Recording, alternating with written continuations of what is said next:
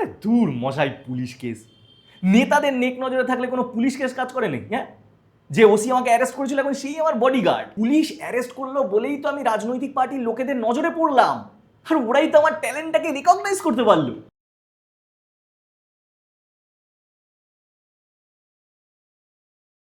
নমস্কার, welcome to ফালতু কথা। আমি হরিদাস পাল, আর আমার কাজ হলো আমার এই পডকাস্টে বিভিন্ন ফালতু লোকেদের ডেকে এনে তাদের সঙ্গে ভাট বকা। আর আজ আমাদের সঙ্গে আছেন দেশের একমাত্র ক্রপিং এক্সপার্ট, যার কাজ নেতাদের জীবনটাকে এডিট করে মসৃণ করে দেওয়া। ওয়েলকাম কাটার কুমার।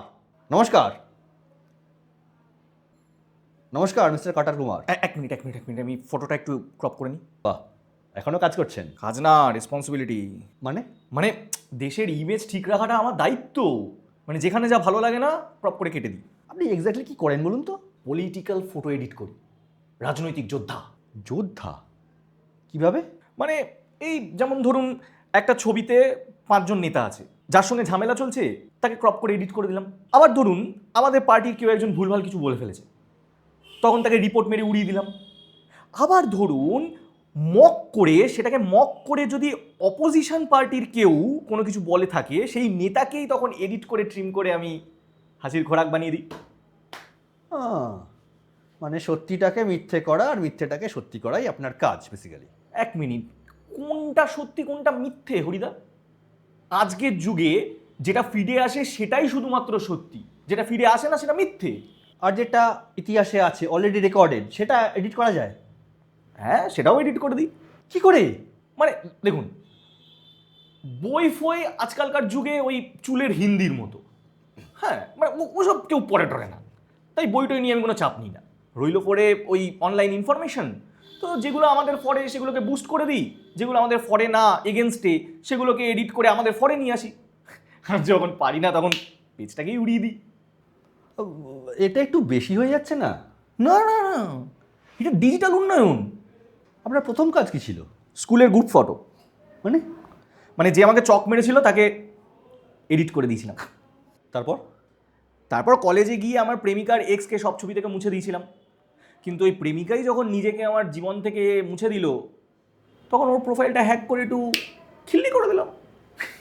তারপর আর কি, থানা পুলিশ, হ্যাঁ ওটাতেই তো আমার কপাল খুলে গেল। মানে মানে পুলিশ অ্যারেস্ট করলো বলেই তো আমি রাজনৈতিক পার্টির লোকেদের নজরে পড়লাম, আর ওরাই তো আমার ট্যালেন্টটাকে রিকগনাইজ করতে পারলো। আর যে পুলিশ কেসটা হয়েছিল ওটা? আরে দূর মশাই, পুলিশ কেস নেতাদের নেক নজরে থাকলে কোনো পুলিশ কেস কাজ করে নাকি? হ্যাঁ, যে ওসি আমাকে অ্যারেস্ট করেছিল এখন সেই আমার বডিগার্ড। আপনার জীবনটাই দেখছি একটা গোটা এডিটিং সফটওয়্যার হয়ে গেছে। এক্স্যাক্টলি। আপনাকে কি রাজনৈতিক নেতারা ডিরেক্টলি কাজ দেয়? না না না, আমার বন্ধুরা দেয়। কেমন বন্ধু? ওই যারা প্রতিদিন আমাকে বলে যে একটু দেখুন না দাদা, এই লোকটা ছবিতে থাকলে আমার ইমেজ নষ্ট হচ্ছে। তখন আপনি কি করেন? কেটে দিই। কখনো ভুল হয়েছে? হ্যাঁ। কীরকম ভুল হয়েছে?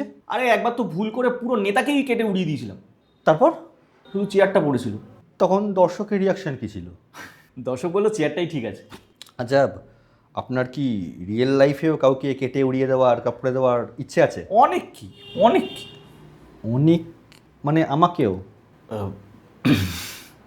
অলরেডি করে দিয়েছি। হ্যাঁ মানে? মানে আপনি এখন ফ্রেমের বাইরে। আমি ফ্রেমের বাইরে? এই ক্যামেরাম্যান, আমি ফ্রেমে আছি তো? না না না না, মানে আমি আমি আমি কোথায় গেলাম? কাট কাট কাট। আজ এ পর্যন্তই।